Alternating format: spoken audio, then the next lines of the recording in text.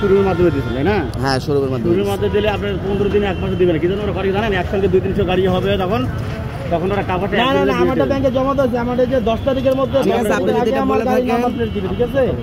এই যে আমার বিএটি সবকিছু আমি টাকা জমা দিয়েছি, তো আমার তো ব্যাংকে যেটা আছে আমি সরকারের ট্যাক্স সব জমা যে দেওয়া হয়েছে এটা কি আপনি সেটা দেখেন আগে। জমা না দিতে এটার কোনো ভ্যালু নেই আপনার কাছে? এটার কোনো ভ্যালু নেই আপনার কাছে?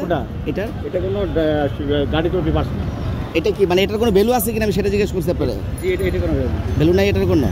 এটা আমাকে কেন দিল ব্যাংক? সরকারের ট্যাক্স জমা দিয়েছেন। হ্যাঁ, মোবাইল এখানে ধরছি আমি, কি সমস্যা আপনার? মোবাইল ধরছি আমি, কি সমস্যা? আপনি মোবাইল টান দিতেছেন কেন? আপনি মোবাইল টান দিতেছেন কেন? আপনি মোবাইল কেন টান দিতেছেন? ভিডিও করতে দিবেন না। আপনি মোবাইল টান দিতেছেন কেন? আর ভিডিও করার দরকার আছে কোনো? আমি তো কথা বলতে পারছি না। আপনি বললেন এটার কোনো ভ্যালু নাই, তাহলে এটা কেন আসলো এখানে আমার কাছে? ভাই গাড়ি কোনো কাগজ। হ্যাঁ, গাড়ি কোনো কাগজ। আমি তো বলি না গাড়ির কাগজ, আমার নাম্বার প্লেটের জন্য যে আমি জমা দিচ্ছি সেটা কাগজ না। আপনি ট্রাফিক কেন আপনি বুঝতেছেন না সেটা বলেন। আমি কথাটা বলি শুনে রাখবেন। বলেন আপনি। আপনার যখন এর নাম্বার দিবেন তখন আপনি গাড়ি চালাতে পারবেন। তার আগে গাড়ি চালাতে পারবো না। না, নাম্বার ছাড়া নিয়ম নাই ভাইজান। আমি নাম্বারের জন্য যখন টাকা পয়সা যদি আমি ব্যাংক ড্রাফট করে যদি জমা দিয়ে থাকি, আমাকে এতদিন টাইম দেয়, তার মানে কি গাড়ি তারপরে বেরোতে পারে না? নিজে দিতেন না ব্যাংকে, তাহলে এতদিন নাম্বারটা পেয়ে যেতেন। সেটা হইতে পারে আপনি বললেন যেটা 24 ঘন্টার মধ্যে পাইতাম, সেটা হয়তো আমাদের জানা নেই। আমরা শোরুম থেকে যে হতো নিচ্ছি, শোরুম থেকে তো একটা সময় দেওয়া হয়েছে। আমি টাকা ব্যাংক ড্রাফট করছি, আমার ব্যাংক রিসিট আছে। আপনি বলতেছেন আপনার কাছে ভ্যালু নাই।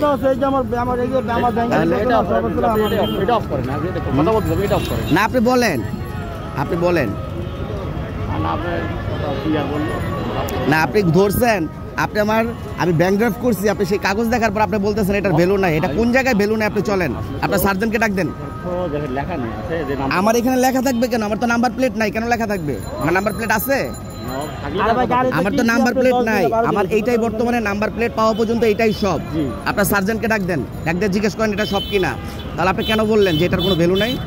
এটার কোনো ভ্যালু নাই কেন বললেন? নাম্বারবিহীন তো গাড়িতে ভাই এটা দেওয়া হবে। আমি তো আপনাকে কথার যুক্তি দিচ্ছি যে নাম্বারবিহীন গাড়ি, তাহলে কি নাম্বার হওয়ার আগ পর্যন্ত, হ্যাঁ নাম্বার হওয়ার আগ পর্যন্ত এটা আমার সেলফ রিসিট।